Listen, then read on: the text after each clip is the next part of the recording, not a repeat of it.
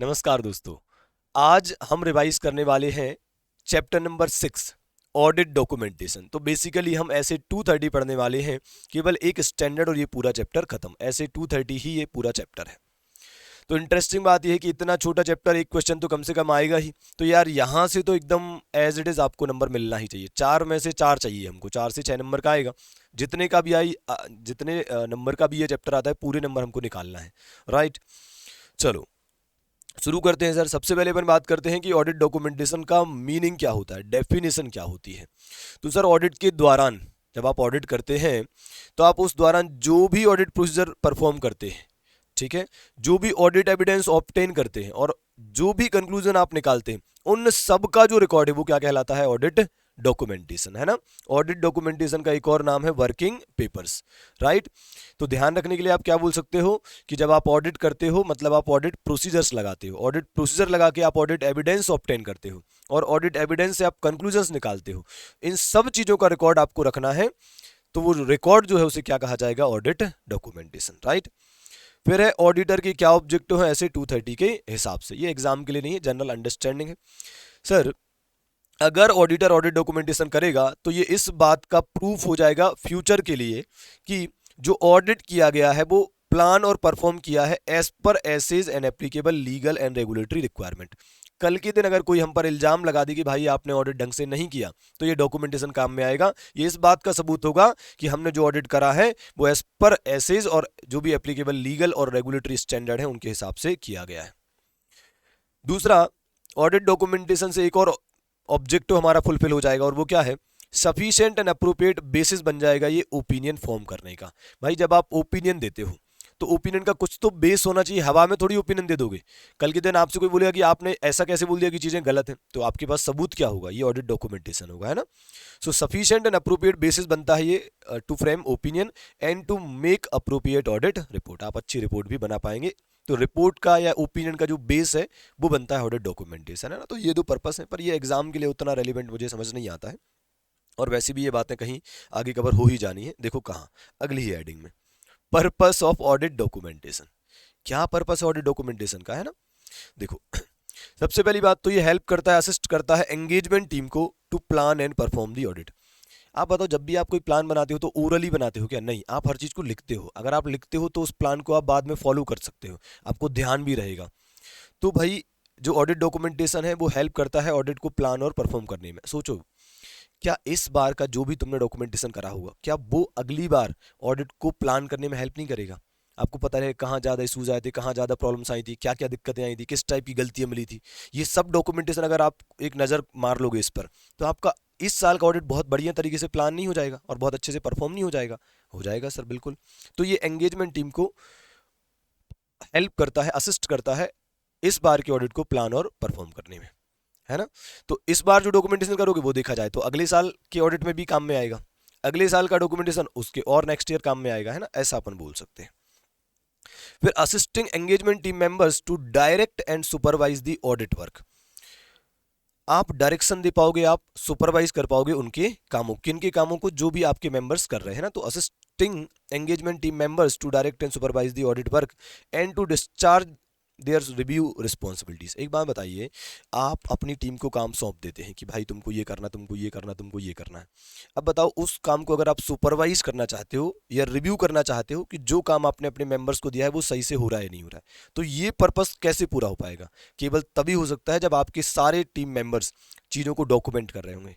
आज आप जाकर देखोगे भाई तू ये क्या कर रहा है, ये कैसे बोलोगे? देख कर ही बोलोगे ना, क्योंकि ऑडिट कोई देखने वाली चीज़ थोड़ी है, उसमें केवल डॉक्यूमेंटेशन ही देख सकते हैं। अगर उसने डॉक्यूमेंटेशन ही नहीं करा होगा कुछ, तो हमें कैसे पता चलेगा कि ये कैसे चेक कर रहा है, क्या कर रहा है? उसकी क्वेरीज, उसने पेपर पे क्या लिखा है वही देख के तो बोलेंगे ये क्या छोटी छोटी गलतियां निकाल रहा है। ये नहीं भाई, इसके अलावा इसकी जगह कुछ और करना है, वो अपन उसको समझा पाएंगे, है ना। तो सिंपल है, डायरेक्शन और सुपरविजन में हेल्प मिलेगी, है ना, रिव्यू करने में हेल्प मिलेगी। फिर enabling the engagement team to be accountable for its work. अगर किसी ने डॉक्यूमेंटेशन करा होगा तो उस पर उसका नाम भी लिखा होगा कि भाई परचेज फलाना इंसान ने चेक करा, तो कल के दिन उसमें कोई इशू आएगा, कोई प्रॉब्लम आएगा, तो अपन उसी इंसान को पकड़ेंगे कि भाई ये काम तुमने किया था। सिंपल। तीनों पॉइंट में आप देखो, पहले पॉइंट में एंगेजमेंट टीम को हेल्प मिलेगी, क्या करने में हेल्प मिलेगी? ऑडिट को प्लान और परफॉर्म करने में। दूसरा, जो एंगेजमेंट टीम मेंबर्स हैं वो अच्छे से डायरेक्शन दे पाएंगे अपने जो जो उनके सबऑर्डिनेट्स हैं, उनके काम को सुपरवाइज कर पाएंगे, और देखा जाए तो अपनी रिव्यू रिस्पॉन्सिबिलिटीज को अच्छे से पूरा कर पाएंगे, राइट। फिर जो एंगेजमेंट टीम है उनको हम अकाउंटेबल ठहरा पाएंगे फॉर उनके काम के लिए, ये काम पे तुम्हारे साइन है, ये वर्किंग पेपर पे तुम्हारे साइन है, मतलब ये काम के लिए तुम रिस्पॉन्सिबल हो, राइट। फिर ये सब फ्यूचर ऑडिट्स में भी काम में आएगा, तो retaining record of matters will help in future audits, बहुत अच्छा सर, फ्यूचर ऑडिट में भी काम में आएगा। फिर क्या लिखा है, enabling the conduct of quality control reviews and inspection as per SQC 1। अगर आप बताओ एक फर्म है, उसने कोई पर्टिकुलर ऑडिट करा, अब वो फर्म जानना चाहती है कि वो audit as per quality control policies हुआ है कि नहीं हुआ है, क्या सारे क्वालिटी कंट्रोल स्टैंडर्ड मीट किए हैं या नहीं किए। तो क्या होना, कैसे करेगा वो काम, ये तभी हो सकता है जब उस पर्टिकुलर ऑडिट असाइनमेंट का पूरा डॉक्यूमेंटेशन होगा प्रॉपर। वो डॉक्यूमेंटेशन देख कर ही तो बोलेंगे कि ऑडिट का काम ढंग से हुआ है कि नहीं हुआ है। भाई आज आपने कोई ऑडिट करा तो वो सही से करा कि नहीं करा, इसको इसका प्रमाण क्या है, आपकी ऑडिट डॉक्यूमेंटेशन ही देखकर बता पाएंगे हम तो कि आपने काम ढंग से किया है या फिर नहीं किया है, राइट। फिर enabling the conduct of external inspection in accordance with laws and या लीगल एंड रेगुलेटरी रिक्वायरमेंट।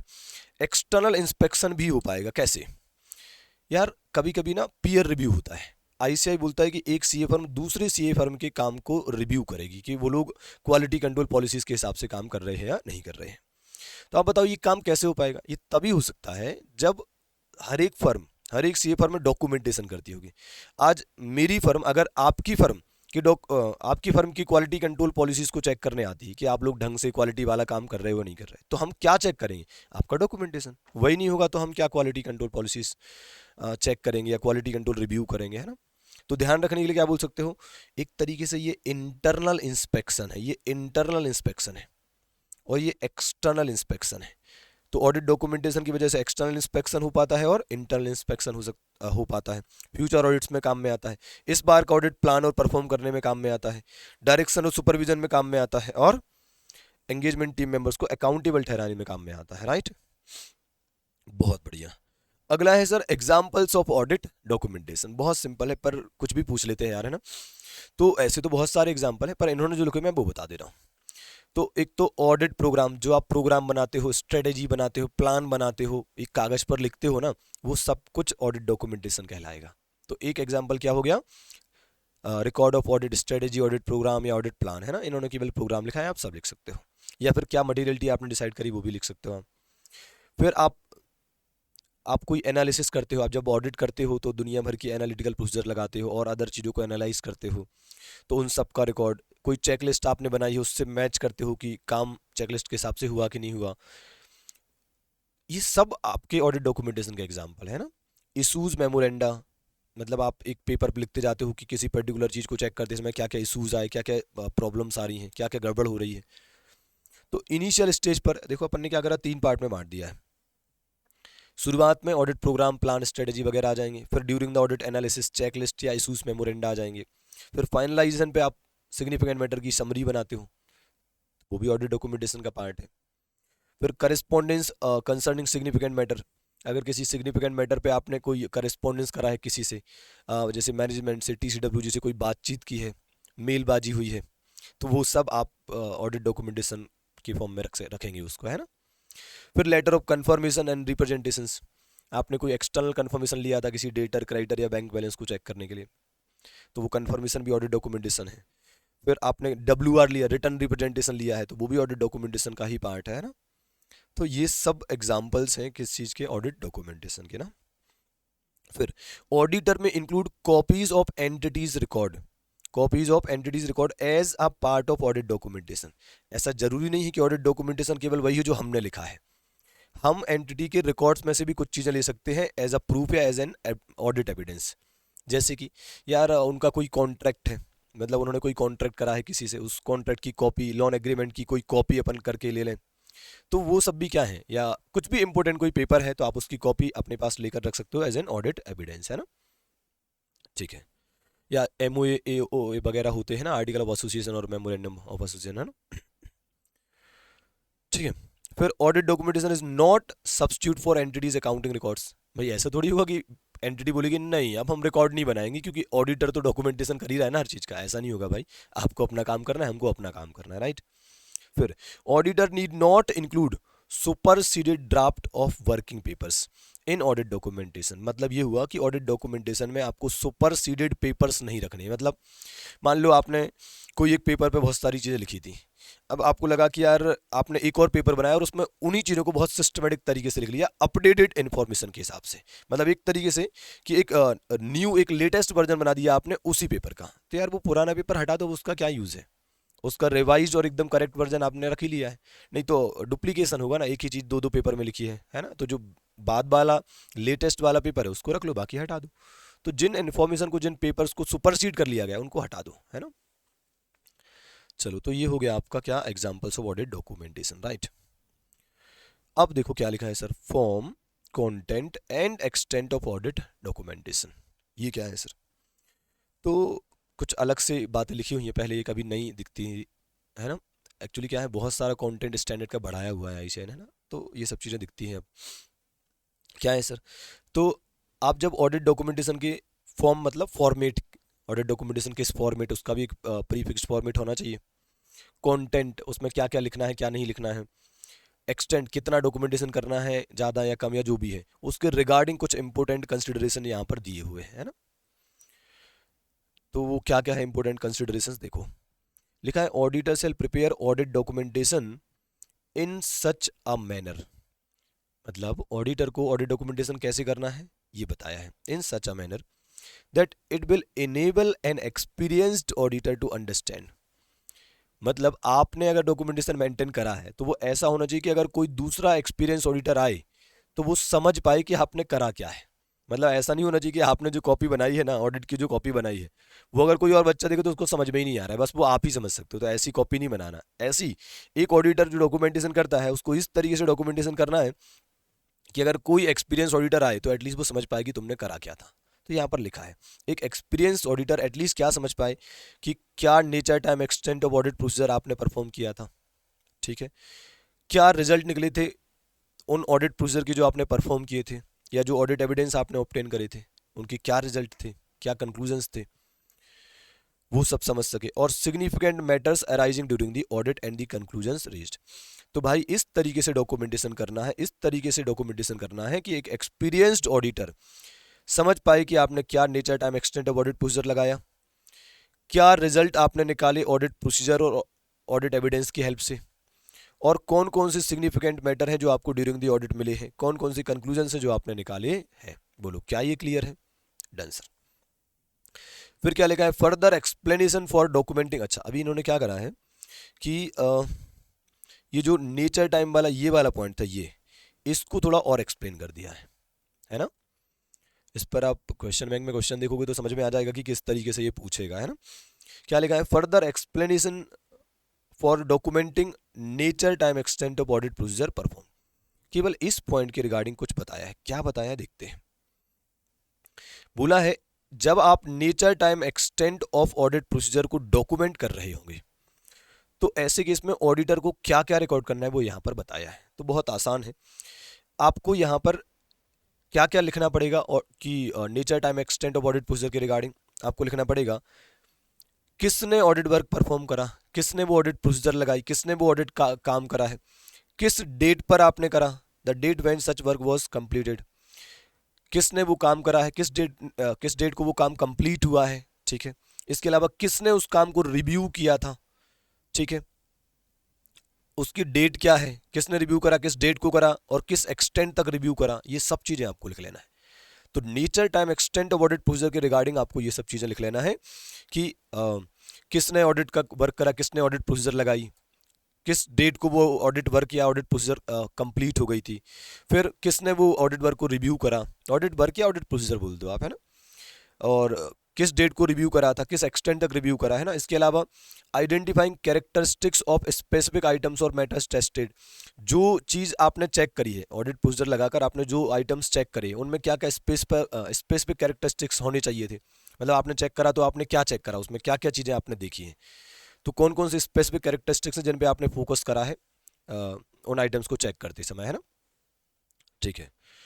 फिर आ जाते हैं further explanation on significant matters. तो आप देखो यहाँ पर सिग्निफिकेंट मैटर एक वर्ड यूज हुआ है, देखो ये कि ऑडिटर को डॉक्यूमेंट करना है जो भी significant matter during the audit उसको मिले। तो इस पर थोड़ा सा उन्होंने कुछ कहा है, वो क्या कहा है देख लो। उन्होंने बोला है कि auditor shall document significant matter के रिगार्डिंग, उन्होंने क्या बोला है, auditor shall document discussion on significant matter with management and TCWG. अगर मुझे कोई सिग्निफिकेंट मैटर मिला है तो मैंने मैनेजमेंट और टीसीडब्ल्यूजी से डिस्कशन किया होगा, तो वो डिस्कशन को मुझे अपने पास लिख लेना है कि क्या डिस्कशन हुआ। ठीक है। दूसरा, किस मैटर पर डिस्कशन हुआ, nature of significant matter discussed, purchase के रिगार्डिंग था, सेल्स के रिगार्डिंग था, एक्सपेंस के रिगार्डिंग था, या कोई लॉ या रेगुलेशन की कंप्लायंस के रिगार्डिंग था, क्या था, है ना। कब ये डिस्कशन हुआ, with home the discussion took place, किसके साथ ये डिस्कशन हुआ है ना। अब भाई एग्जाम में वो कोई छोटी सी केस स्टडी बना देगा और पूछ लेगा कि बताओ ऐसे केस में ऑडिटर को, मतलब सिग्निफिकेंट मैटर्स के रिगार्डिंग ऑडिटर को क्या क्या डॉक्यूमेंट करना चाहिए। तो आपको ये बताना पड़ेगा कि सिग्निफिकेंट मैटर का नेचर क्या था, कब डिस्कशन हुआ था, किससे डिस्कशन हुआ था, क्या डिस्कशन हुआ आपका टीसीडब्ल्यूजी और मैनेजमेंट से, वो सब बात है ना। तो देखा जाए तो 3-4 बातें दिखाई दे रही हैं। अब ऐसी चीज़ों को तो लोग छोड़ ही देते हैं, कचरे हो जाते हैं, है ना। वो छोटी सी केस स्टडी बना के पूछ लेगा ये, है ना। फिर इनकंसिस्टेंसी में लिखा है कि अगर मान लो ऑडिटर को कोई ऐसी इन्फॉर्मेशन मिलती है जो इनकंसिस्टेंट है किससे, विद ऑडिटर्स फाइनल कंक्लूजन। ठीक है। रिगार्डिंग सिग्निफिकेंट मैटर, मतलब अगर कोई सिग्निफिकेंट मैटर है और उसके रिगार्डिंग तुमको कोई ऐसी इन्फॉर्मेशन मिलती है जो पहले वाली इन्फॉर्मेशन से इनकंसिस्टेंट है ना, या आपने पहले जो कंक्लूजन निकाला था उससे इनकंसिस्टेंट है, तो ऐसे केस में आपको क्या करना है, आपको लिख लेना है, डॉक्यूमेंट कर लेना है कि कैसे आपने इस मैटर को डील करा, ऐसा, है ना। तो आपने मान लो कोई पहले कंक्लूजन निकाल लिया था, बाद में आपको कोई और इन्फॉर्मेशन मिली और वो इन्फॉर्मेशन कुछ और ही कह रही है, जो आपने पहले कंक्लूजन निकाला था उससे वो बहुत अलग ही है ये वाली इन्फॉर्मेशन। तो फिर आपको उस मैटर को रिजॉल्व करना पड़ेगा कि यार क्या गड़बड़ है कैसे आपने उस मैटर को एड्रेस करा, डील करा, वो भी आपको नोट डाउन कर लेना है ना। तो इस पर तो कुछ नहीं बनना चाहिए क्वेश्चन। ये समझ में आया आपको कि क्या इंपॉर्टेंट कंसिडरेशन है regarding form, content and extent of audit documentation के, राइट। अब क्या है sir, factors affecting form, content and extent of audit documentation. ये फैक्टर्स, भाई फैक्टर्स आ गए मतलब आईएमपी A+ क्वेश्चन, बहुत आईएमपी क्वेश्चन है, कई बार पूछा गया है। तो एक सिंपल शब्दों में बोलूं तो फाइल मोटी बनेगी कि पतली बनेगी। अगर आप किसी स्पेसिफिक कंपनी का ऑडिट कर रहे हो, एंटिटी का ऑडिट कर रहे हो, तो कौन कौन से फैक्टर हैं जो ये डिसाइड करने में हेल्प करेंगे कि ऑडिट डॉक्यूमेंटेशन का फॉर्मेट क्या होगा, कंटेंट क्या होगा, एक्सटेंट क्या होगी, कब हम ज़्यादा डॉक्यूमेंटेशन करें, कौन सी सिचुएशन में ज़्यादा डॉक्यूमेंटेशन करोगे, कौन सी सिचुएशन में कम डॉक्यूमेंटेशन करोगे।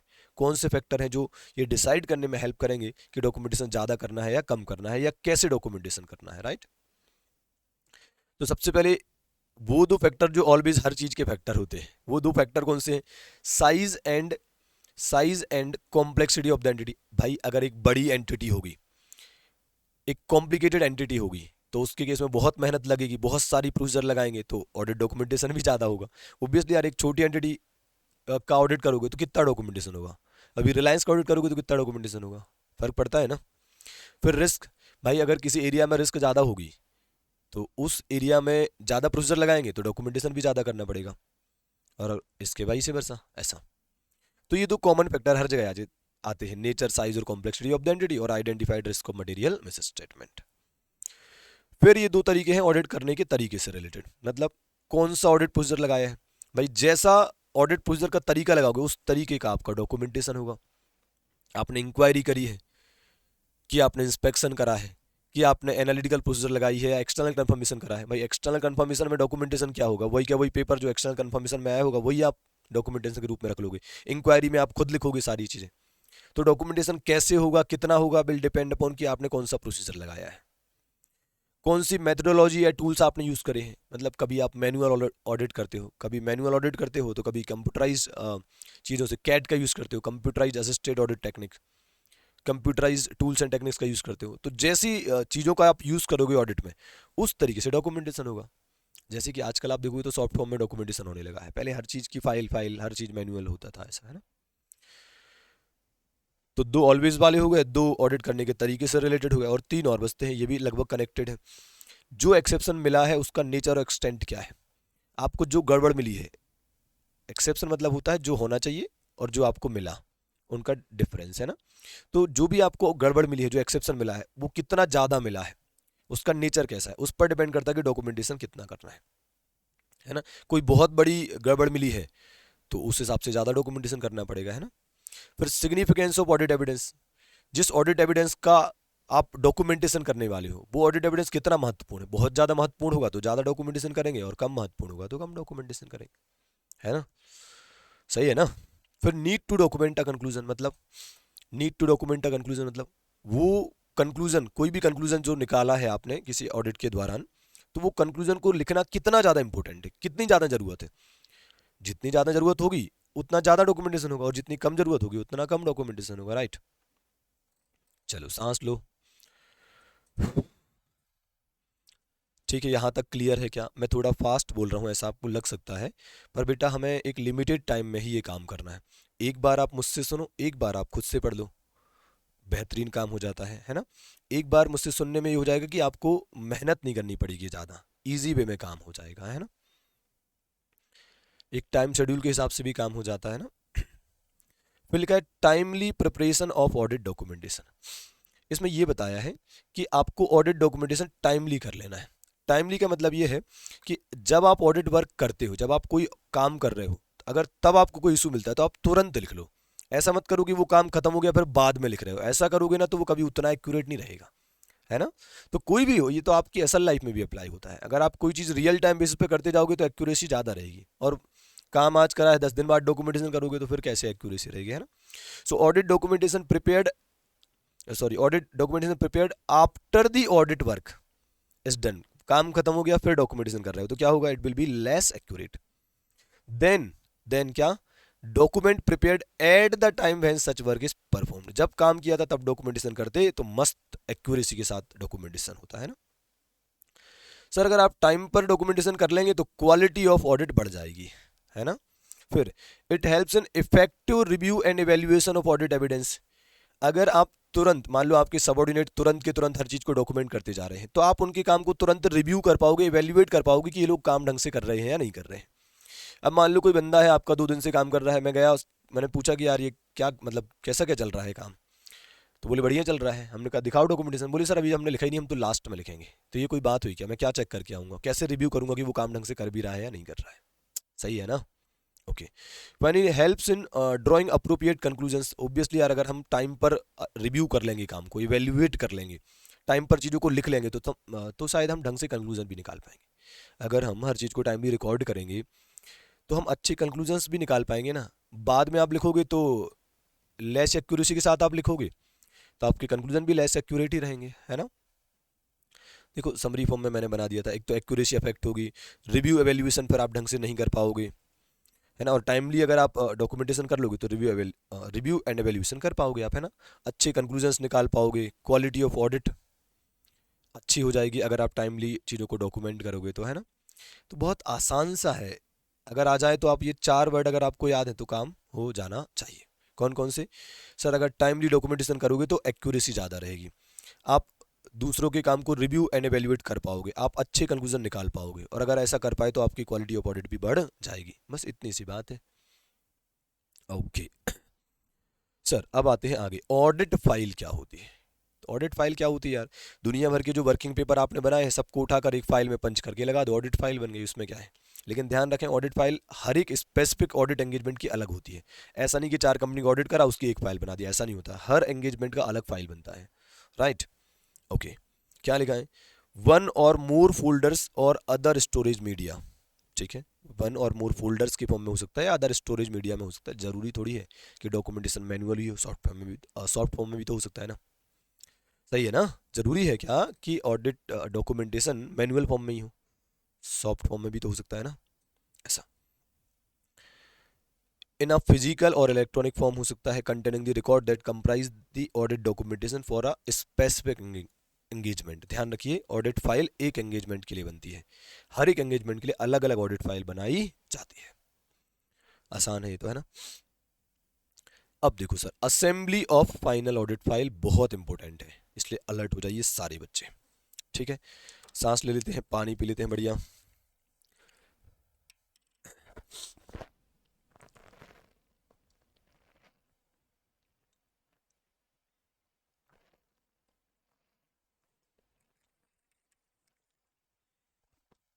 चलो देखो, assembly of final audit file क्या लिखा है? Auditor shall assemble the audit documentation in an audit file. Auditor को क्या करना है? ऑडिट डॉक्यूमेंटेशन को असेंबल करना है एक फाइल में, सारे डॉक्यूमेंट्स को असेंबल करके एक फाइल में लगाना है। SQC1 कहता है कि फर्म को क्या करना है? अच्छी पॉलिसी एंड प्रोसीजर बनाना है for timely assembling of audit files. ठीक है, ऑडिटर को क्या करना है, या ऐसा कौन कह रहा है? SQC1। SQC1 वैसे हर चीज फर्म से बोलती है, इसलिए उन्होंने फर्म वर्ड यूज करा है। SQC1 क्या कह रहा है फर्म से? कि आपको अच्छी पॉलिसी प्रोसीजर बनाना है ताकि timely assembling of audit file हो सके, जल्दी से डॉक्यूमेंट्स फाइल में लग सके। इट डज नॉट इन्वॉल्व, क्या लिखा है ध्यान से, है ना? It does not involve performance of new audit procedure और ड्रॉइंग न्यू कंक्लूजन्स। क्या मतलब हुआ? एक मिनट को इसको होल्ड करते हैं, पहले यहां आ जाते बेटा अपन, है ना?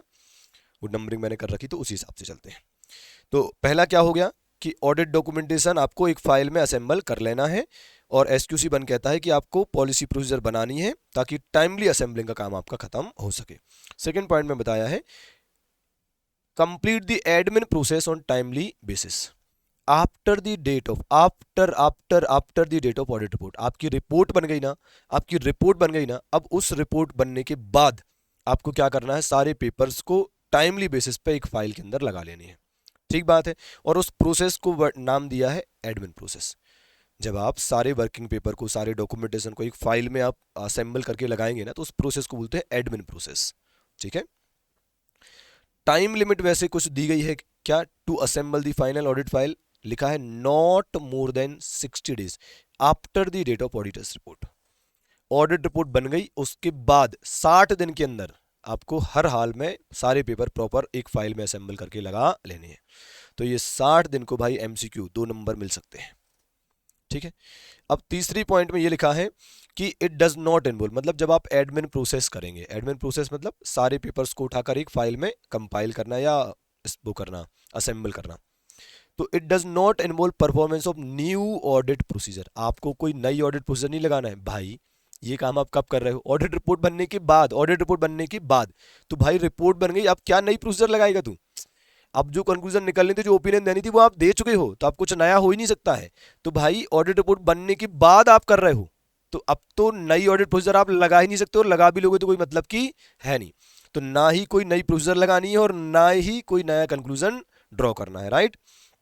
फिर changes may be made during assembly process if they are admin in nature. केवल एडमिन नेचर के आप चेंजेस कर सकते हो। तो उन्होंने बोला कि वैसे तो आपको कोई नई ऑडिट प्रोसीजर नहीं लगाना है, कुछ नया नहीं करना है, लेकिन एडमिन नेचर के चेंजेस आप कर सकते हो। अब उसके एग्जाम्पल यहां पर दिए हुए हैं, और अगर ये एग्जाम में आ गए तो बहुत सारे बच्चे नहीं कर पाएंगे। तो मैं तो इसको A+ बोल दे रहा हूं, क्योंकि ये इग्नोर करोगे और यही आ जाएगा, कचरे हो जाएंगे। ये 4 लाइन 4 नंबर है ना, तो सुन लो ध्यान से भाई। जब आप सारे पेपर्स को असेंबल करके एक फाइल में लगा रहे हो, तो इस प्रोसेस में आपको कोई नई ऑडिट प्रोसीजर नहीं लगाना है, कोई नए कंक्लूजन नहीं निकालना है, लेकिन एडमिन नेचर के चेंजेस कर सकते हो। बताओ उसके एग्जांपल क्या है, क्या क्या आप कर सकते हो? तो फर्स्ट पॉइंट क्या है, देखो, डिलीटिंग और डिस्कार्डिंग सुपरसीडेड डॉक्यूमेंटेशन। तो भाई ये एक पेपर है, अब इसमें मैंने कुछ कुछ चीजें लिख रखी थी, फिर एक और मस्त सिस्टमैटिक पेपर बना लिया, और उसमें इसी की बातों को बहुत बेहतरीन तरीके से मैंने लिख लिया है, और नई इंफॉर्मेशन, नए अपडेट्स को ध्यान में रखते हुए। तो क्या अब इसकी कोई जरूरत बची? नहीं, क्योंकि इसी का ही न्यू वर्जन मेरे सामने है। तो इसको, ये जो काम आपने करा है कि आपने सुपरसीडेड डॉक्यूमेंट, ये सुपरसीड कर लिया गया है, तो ये सुपरसीडेड डॉक्यूमेंट को हटाना, डिस्कार्ड करना, डिलीट करना, इसको कभी भी आप एडमिन नेचर का ही चेंजेस मानेंगे। इसको आप नया नहीं मानेंगे कि कोई नया प्रोसीजर मैंने लगाया है ना, इसको एडमिन नेचर का ही चेंज माना जाएगा। अब ये तो करेंगे ना यार, फाइल को व्यवस्थित तो करेंगे ना। ऐसा थोड़ी कि एक ही चीज के लिए 2 पेपर रख रखे हैं, जिसमें एक तो कोई काम पे नहीं है, बाद में कन्फ्यूजन अलग होंगे, है ना। ओके। फिर सॉर्टिंग, कोलेटिंग और cross referencing of working papers. Sorting करना, अपने हिसाब से किस सीक्वेंस में आपको पेपर लगाना है। कोलेट करना, एक तरह के पेपर एक साइड रखना। क्रॉस रेफरेंसिंग, कौन कौन से पेपर्स का आपस में कनेक्शन है, कौन से पेपर ऑडिट रिपोर्ट की कौन सी चीज से रिलेटेड है, ये सब क्रॉस रेफरेंसिंग करना। ये तो जनरल काम है यार, इसे एडमिन नेचर का ही माना जाता है ना। फिर क्या लिखा है sir, signing off on completion checklist relating to final assembly process. देखो क्या होता है ना, हर कोई ऑडिट फर्म ना एक वो बना के रखती है, एक चेकलिस्ट बना के रखती है। उसमें ना, जैसे मान लो ये फाइल रखी है मेरे सामने डॉक्यूमेंट्स की, और एक चेकलिस्ट होगी मेरे पास। चेकलिस्ट में पहले ही से लिखा होगा चेकलिस्ट में पहले ही से लिखा होगा कि उस फाइल में क्या क्या होना चाहिए। तो मैंने चेकलिस्ट देखी, हाँ ये डॉक्यूमेंटेशन है, ये है, ये है, ये सब हो गया है, कुछ छूट तो नहीं रहा कहीं। ये सब मुझे पता चल जाएगा कि यार इस चीज़ के रिगार्डिंग इसमें पेपर नहीं लगा है। तो जो पेपर चेकलिस्ट में जिसका नाम लिखा है पर फाइल में नहीं लगा है, तो मैं तुरंत बोलूंगा कि यार इसका वो पेपर कहाँ है, वो उठाओ इस फाइल में लगाओ, ऐसा। तो और फिर उस चेकलिस्ट पे फाइनली साइन कर दूंगा कि चेकलिस्ट के हिसाब से जो जो फाइल में होना चाहिए वो सब कुछ है। तो वो जो चेकलिस्ट पे आपने साइन करा है, वो चेकलिस्ट को जो टिक टिक करा है कि सब चीज़ें चेकलिस्ट के हिसाब से है कि नहीं, ये काम एडमिन नेचर का ही माना जाएगा, राइट। बहुत बढ़िया। तो चेकलिस्ट को साइन करना भी क्या है, एक एडमिन नेचर का ही काम है। फिर क्या लिखा है, documenting audit evidence that the auditor has obtained, discussed and agreed with the relevant members of the engagement team, relevant members of the engagement team before the date of the audit reports. रुक जाओ भाई, रुक जाओ, ये before the date of audit report बोल रहा है, इसका ई मतलब हुआ कि before the date of audit report तो हम कुछ भी कर सकते हैं ना। तो इन्होंने बोला है, अब सुनना ध्यान से ना, ये पॉइंट नॉर्मली लोग समझ नहीं पाते हैं। मान लो आपने बहुत सारे एविडेंस कलेक्ट करे, बहुत सारी चीज़ें आपने डॉक्यूमेंट करी हैं, फिर पता है क्या होता है, उन सारी चीज़ों पे डिस्कशन होता है, किन के बीच में, मेरी एंगेजमेंट टीम मेंबर्स के बीच में। मान लो मैं और मेरे सबऑर्डिनेट्स बैठे हैं, मेरे कुछ सीनियर बैठे हैं, मेरे बराबरी वाले बैठे हैं, हम सब डिस्कस करते हैं कि इस चीज़ के लिए हमने ये एविडेंस कलेक्ट करा है, क्या ये सही है, क्या ये रेलिवेंट और रिलायबल है, क्या ये सफिशिएंट है, क्या ये अप्रोप्रिएट है। ऐसी बहुत सारी बातें होती, बहुत सारे डिस्कशंस होते हैं, किन के बीच में, हम सब टीम मेंबर्स के बीच में। फिर अगर उसमें कोई इशू आते हैं, कुछ गड़बड़ दिखती है, किसी एविडेंस में कमी दिखती है, तो फिर उस पर हम और ज़्यादा काम करते हैं। सर ऐसा कैसे हो सकता है, आपने तो अभी बोला था कुछ भी नहीं कर, भाई भाई अलर्ट, मैं अभी before the date of audit report की बात कर रहा हूँ। ऑडिट रिपोर्ट के पहले तो मतलब मेरा काम चल ही रहा है ना। तो समझना, काम हो गया, लगभग काम हो गया, एविडेंस आ गए हैं, डॉक्यूमेंटेशन हो गया है, अभी रिपोर्ट नहीं बनी है, बस काम हुआ है, रिपोर्ट नहीं बनी है। तो काम हो गया है और रिपोर्ट अभी नहीं बनी, इसके बीच में हम सब आपस में, हमारी टीम मेंबर्स के लोग क्या करेंगे, डिस्कशन करेंगे कि जो भी चीज़ें हमने कलेक्ट करी हैं कि वो कितनी सफिशिएंट है, रिलायबल है, अप्रोप्रिएट है, जो भी है ना। तो वो उस उन चीज़ों को, उन जो डिस्कशन हुए हैं या जो भी इंटरेक्शन हुआ है सभी के बीच में, जो भी चीज़ें हमने निकाली हैं, उसको डॉक्यूमेंट करना जो है वो भी आपका एडमिन नेचर का ही पार्ट माना जाता है। और वो भी आप मतलब वो भी आप ऑडिट डॉक्यूमेंटेशन की एडमिन नेचर की प्रोसेस में शामिल कर सकते हो, मतलब उसे नया नहीं माना जाएगा, है ना। सो डॉक्यूमेंटिंग ऑडिट एविडेंस दैट, मतलब इस बात की ऑडिट एविडेंस को डॉक्यूमेंट करना कि auditor has obtained and discussed and agreed with the relevant members of the engagement team before the date of auditor's report. ठीक है, डन।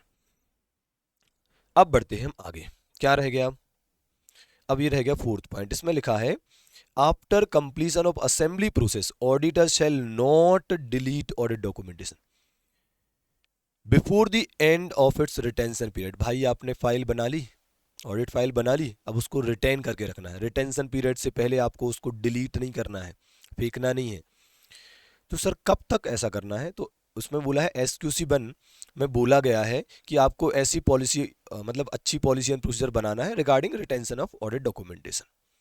जैसे कि आप अपनी फर्म में पॉलिसी बना सकते हो कि यार हम लोग ना ऑडिट फाइल को 10 साल तक संभाल के रखेंगे, 12 साल तक संभाल के रखेंगे, ऐसे जो भी तुम्हें पॉलिसी प्रोसीजर है वो बना लेना है कि यार हमें जो ऑडिट फाइल है उसको संभाल कर रखना है और लंबे समय तक रखना है। लेकिन SQC1 में लिखा है कि वो टाइम 7 साल से कम नहीं होना चाहिए, no shorter than 7 years from the date of audit report और ग्रुप ऑडिटर्स रिपोर्ट, अगर आपने कंसोलिडेटेड फाइनेंशियल स्टेटमेंट का ऑडिट करा है तो। बोलो यार, ऑडिट रिपोर्ट से 7 साल तक तो आपको कम से कम उसको संभाल कर रखना ही है। ठीक है, अब बढ़ते हैं हम आगे। अब आ जाता है एक आर वाला मैटर, इसलिए अलर्ट हो जाइए, लोगों को याद नहीं रहता है ना। तो सुनिएगा ध्यान से, क्या लिखा है सर, ये आर वाले मैटर्स को तो बार बार पढ़ते रहा करो यार।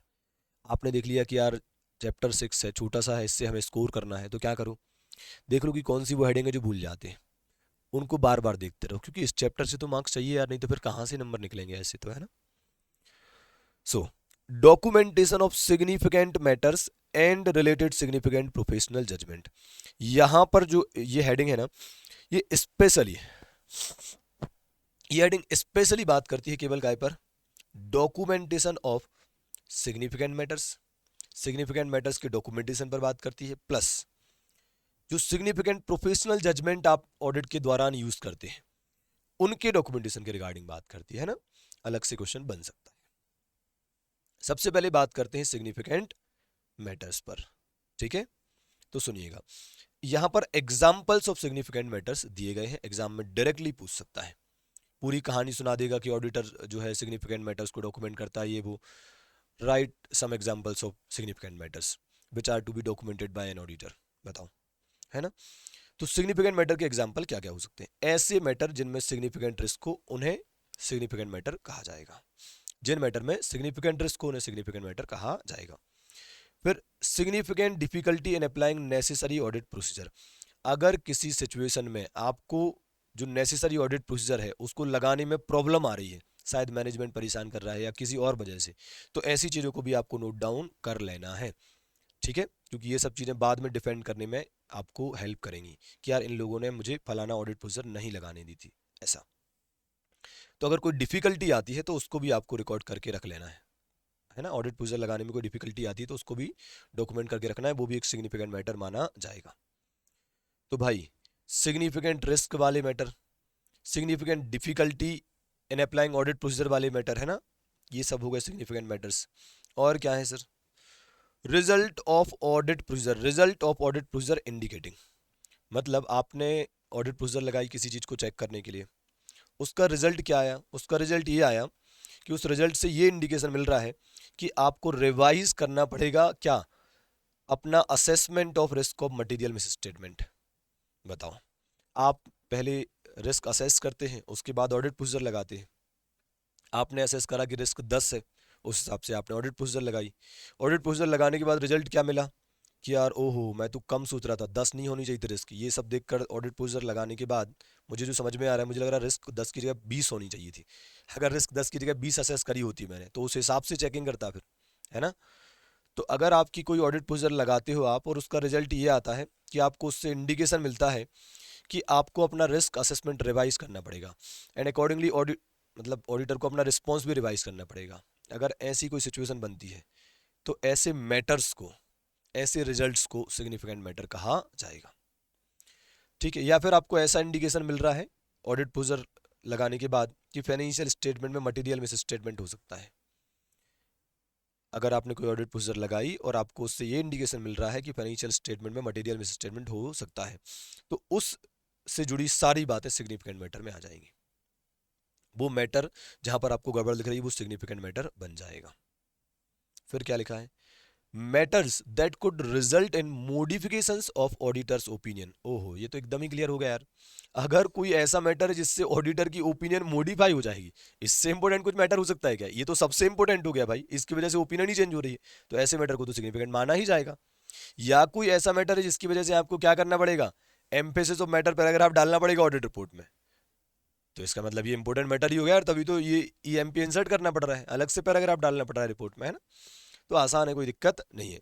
सिग्निफिकेंट रिस्क वाले मैटर, सिग्निफिकेंट डिफिकल्टी वाले matter, result of audit procedure वाले मैटर, और ऐसे मैटर जिनकी वजह से ओपिनियन मॉडिफाई हो सकती है या फिर ईएमपी इंसर्ट करना पड़ जाएगा ऑडिट रिपोर्ट में, ठीक है। तो ये होगा examples of what, significant matters. अब आ जाते हैं हम कहां पर? प्रोफेशनल जजमेंट पर, प्रोफेशनल जजमेंट पर, राइट।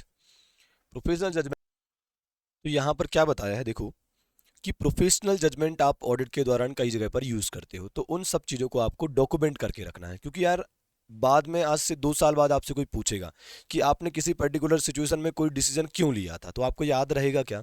बस आपको याद ये रहेगा कि यार कुछ हो रहा ही होगा उस टाइम पे, उसी हिसाब से मैंने डिसीजन लिया होगा, तो ऐसे थोड़ी चलेगा। आप लिख कर रखो कि आपने कोई डिसीजन क्यों लिया था, है ना, ठीक है।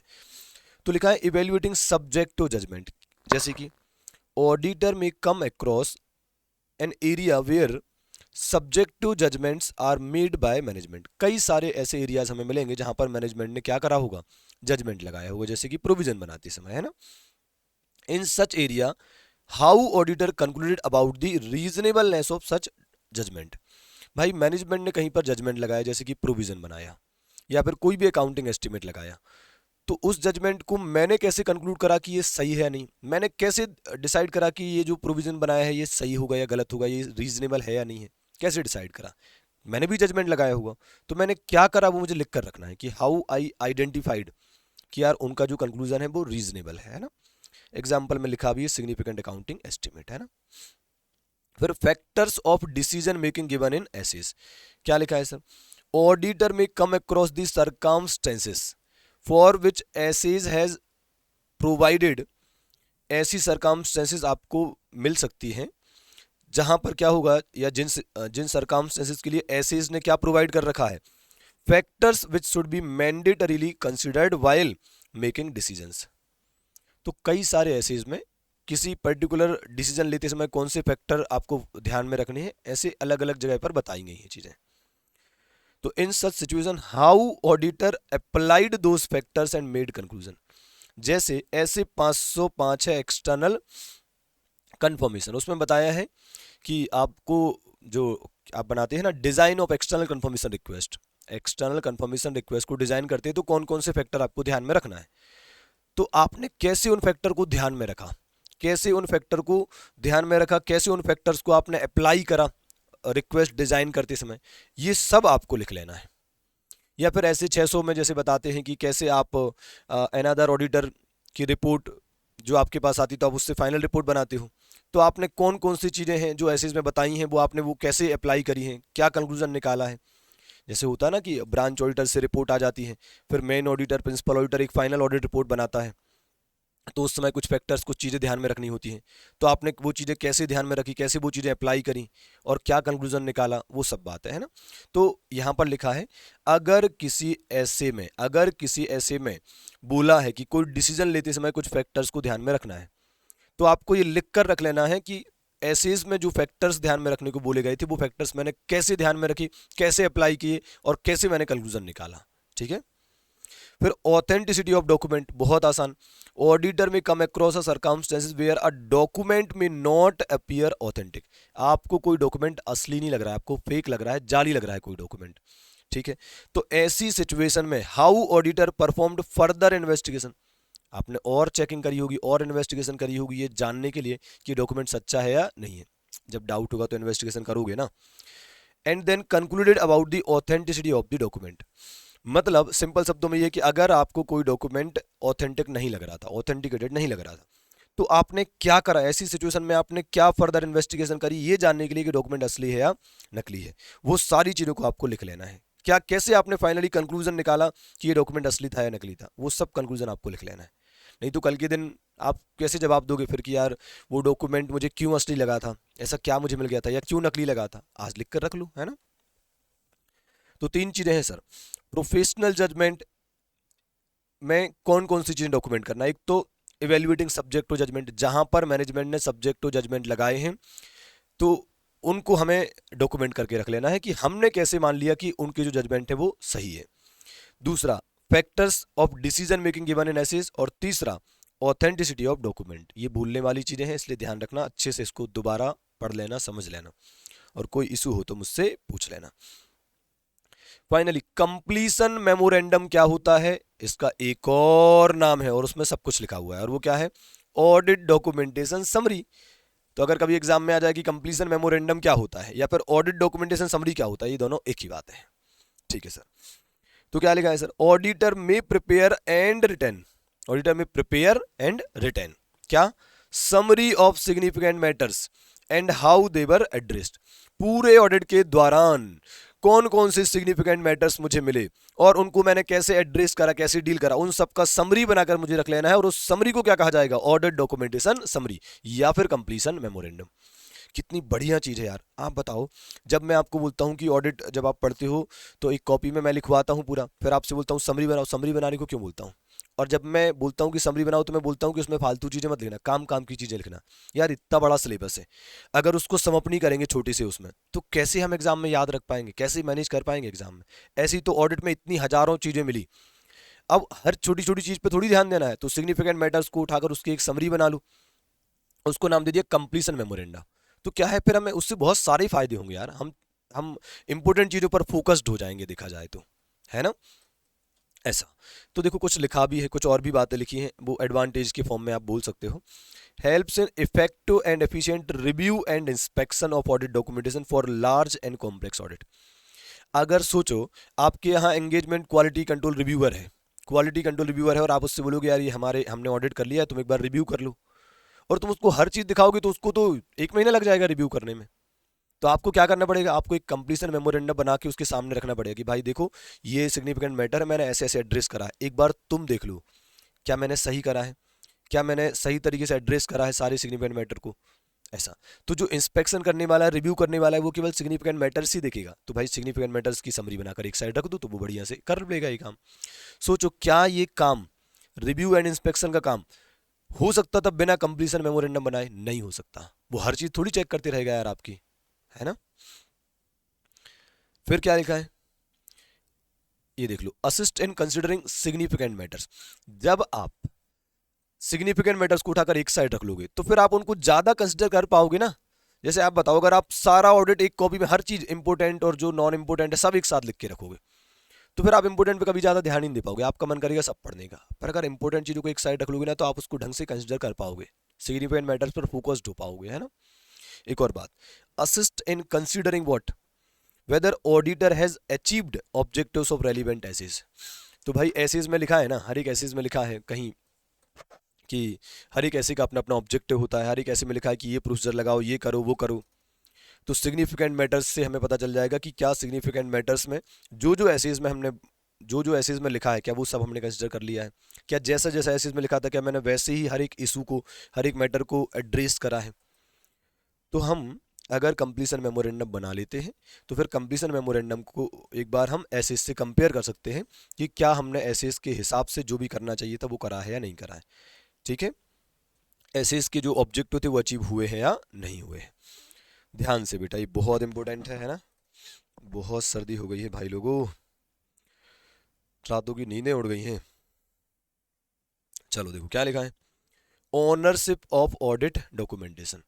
जो डॉक्यूमेंटेशन का फाइल होगा वो किसका, उसका ऑनर कौन होगा? भाई मेरी फाइल का तो मैं ही ऑनर हूँ, तुम्हारी नोटबुक की तुम ही ऑनर हो ना। क्या लिखा है सर, एज पर एसक्यूसी 1, इस पर बहुत केस स्टडीज बनती है ना। As per SQC 1 unless otherwise specified by law और regulation, audit documentation is the property of the auditor. Audit documentation auditor की प्रॉपर्टी होती है।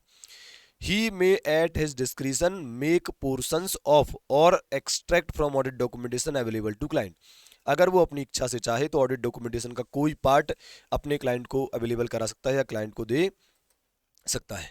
मतलब ये मैं डिसाइड करूंगा कि मुझे अपनी फाइल का, मुझे अपने डॉक्यूमेंटेशन का कोई हिस्सा किसी को देना है या नहीं देना है, स्पेशली क्लाइंट को, है ना। ये मैं डिसाइड करूँ क्योंकि ये मेरी प्रॉपर्टी है। ध्यान रखिए, अगर मान लो आप कभी क्लाइंट को कोई पेपर देते भी हो तो उससे आपका इंडिपेंडेंस अफेक्ट नहीं होना चाहिए, आपका जो वर्क परफॉर्म आपने करा है उसकी वैलिडिटी अफेक्ट नहीं होना चाहिए। मतलब सीधी सी बात है, आपको कोई लॉस ना हो किसी भी तरीके का, क्योंकि वो आपकी ऑडिट डॉक्यूमेंटेशन देखेगा तो हो सकता है बहुत सारी चीज़ों पर वो सवाल उठाने लगे, बहुत सारी चीज़ें वो सीख जाए आगे के लिए। तो आपकी ऑडिट की इफेक्टिवनेस, ऑडिट वर्क की वैलिडिटी, ऐसा कुछ भी चीज़ें अफेक्ट नहीं होना चाहिए, है ना। एक इंपॉर्टेंट नोट जिस पर क्वेश्चन बन सकता है एग्जाम में, केस स्टडी का। Even a main auditor cannot access the working papers of branch auditor. However, he, अच्छा देखो बताओ, मेन कंपनी का ऑडिट मैंने करा है, मैं प्रिंसिपल ऑडिटर हूँ, ब्रांच का ऑडिट किसी और ने करा है, डन। अब फाइनल ऑडिट रिपोर्ट तो एक ही बननी है, तो ब्रांच ऑडिट की रिपोर्ट में उठाकर और फिर फाइनल रिपोर्ट बनाऊंगा, कंप्लीट रिपोर्ट। तब भी सुनो आप, मैं ब्रांच ऑडिटर से ब्रांच के वर्किंग पेपर नहीं मांग सकता हूँ। बताओ क्यों? क्योंकि बेटा मैं भी सीए हूँ, वो भी सीए हूँ, मतलब वो भी सीए है। तो आप समझो यार, आप अगर किसी से वर्किंग पेपर मांग रहे हो ना तो आप उसकी काबिलियत पे सवाल उठा रहे हो, ऐसा नहीं करना है आपको। अगर आपको डाउट है ना, आप जाकर ब्रांच की बुक्स चेक कर लो, आप ब्रांच विजिट कर लो, आपको जो करना कर लो, पर यार ब्रांच ऑडिटर से उसके पेपर मत मांगो, उसकी काबिलियत पे सवाल मत उठाओ। समझ रहे हो आप बात को? तो कभी भी हो ना, कोई भी ना किसी के ऑडिट डॉक्यूमेंटेशन को नहीं मतलब जबरदस्ती या फोर्सफुली ले सकता है, वो सामने वाला इच्छा से दे तो वो एक अलग केस है ना। तो यहाँ पर आपका ये जो चैप्टर है फिनिश हो जाता है। बहुत ही बढ़िया चैप्टर है, मस्त। आप इसको रिवाइज करिए, इसके क्वेश्चन आंसर लगाइए और इसको फाइनल कर लीजिए। Okay, ta-ta bye bye for this chapter.